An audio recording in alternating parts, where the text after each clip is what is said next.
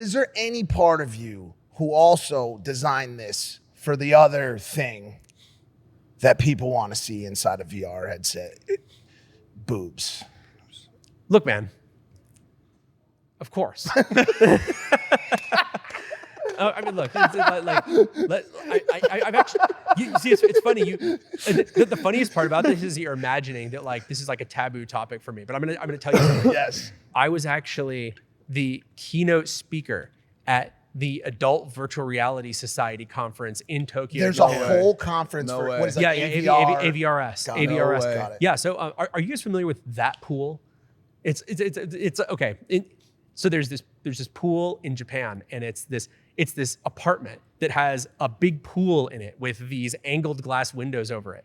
And it's actually famous in Japan because this apartment is not actually one that people rent out to live in. It's rented out for adult video shoots. And they've been renting out this apartment for like 30 years for adult video shoots. So there's actually thousands of pornos that have been shot at this one particular pool in this apartment. And in Japan, they call it, I forget what the exact name, but it translates to that pool. Like it's like, you know, the one. That pool. And like it shows up in anime, it shows up in manga. Like people are referencing that pool. Anyway, so the AVRS summit was at that apartment. And like I've always been surprised actually that some of these tech companies are so unwilling to touch adult content in VR, because it is something that is clearly part of the human experience. And there's people out there doing it. Like there's a reason that that like Twitter, now X, allows for risque. Yeah, and they allow, and they allowed risque content before, but they're actually allowing it to go even more in that direction. And it's always been so interesting to me. Not that I get why everybody's not doing it, right? Like I get why like Nintendo's not into like risque games.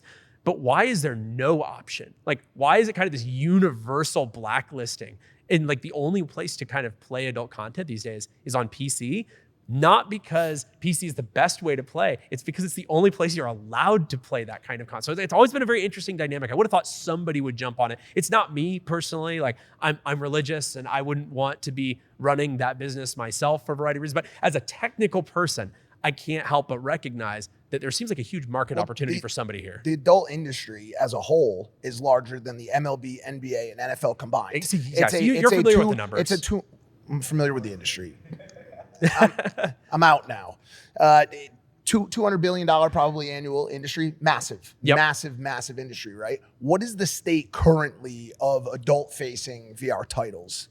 Like where those exist on PC and where, and how close are we to like an actual experience? Like, I mean, like where there's, I've seen some of it. I've seen some of the tech like online. Yeah. So most of what you've seen has been pretty limited because the only universal format to distribute to people on has been in the form of 360-degree video or 180-degree video, right? So you see some of the adult websites that are out there putting out this type of content, and like if I can shoot that content pretty easily and put it on all the various adult content distributors. But if you're talking about like real interactive experiences and that are properly rendered and properly interactive, there's really no hub for any of that stuff. And so you have these individual developers trying to make stuff and then get it out there. So, but like one of them, there's a Japanese developer called Illusion, and Illusion shut down because nobody was willing to distribute their games. They had basically the censored versions, and you could put those on Steam, and then you could download unofficial patches. But the problem is, I mean, you know why people don't even pirate stuff that much anymore. It's because the friction's just so high, right? People are willing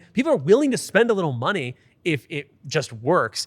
And the problem was that because of the barriers and censorship, there's just too much friction for the industry. It's a payment processing issue as well. Payment process. Yeah. So you're familiar with, So for people who don't know, like payment processors often categorically say that adult content is high risk. Now, in every other category, high risk means lots of chargebacks or your business has caused a lot of fraud. But even if you have a business that has no chargebacks, no fraud, automatically you're just high risk. And that's it makes it really difficult for people. And so the only payment processors out there, they take, a pound of flesh and then another pound of flesh just to process the payment. And then even those ones could drop you at any moment. It's a really tough thing. So like Illusion is gone now, and they've been around for a really long time. They made a game called VR Kanojo. So like roughly a VR girlfriend. and they weren't able to survive in the end. But and that was kind of one of the ones that was like on the cutting edge of interactive adult content in VR. Hey guys, if you like that clip, hit the subscribe button. And if you want to see more zany clips, click the video right here.